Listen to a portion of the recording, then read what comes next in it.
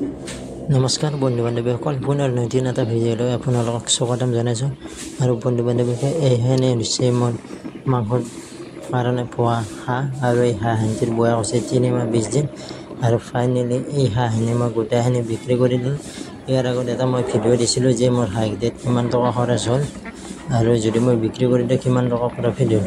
তো গতিকে মই আজি পুৰা থুলমূল হিচাপে কৈছোঁ। আৰু এই হাঁহখিনিত মোৰ টোটেল খৰচ হৈছিল 5,600 টকা, আৰু 3 মাহ 20 দিন লাগছে। 3 মাহ 20 দিনত 5,600 টকা মোৰ খৰচ হৈছে টোটেল। আৰু এই হাঁহকেইটা মই বিক্ৰী কৰিছোঁ এটাত 450 টকাকৈ, আৰু ইয়াত 18টা হাঁহ আছিল, 8,100 টকা পাইছোঁ। আৰু মই 5,600 টকা মাইনাছ কৰি দিলে 2,500 টকা ৰয়। তো গতিকে বন্ধু বান্ধৱীসকল, 3 মাহ 20 দিনত 18টা হাঁহত 2,500 টকা প্ৰফিট হৈছে। তো বন্ধুসকল, আজিৰ ভিডিঅ'টো এইখিনিয়ে আছিল। যদি ভিডিঅ'টো চাই ভাল পালে লাইক কমেণ্ট শ্বেয়াৰ আৰু চেনেলটো ছাবস্ক্ৰাইব কৰিব। থেংক ইউ, বাই বাই, জয় আই অসম।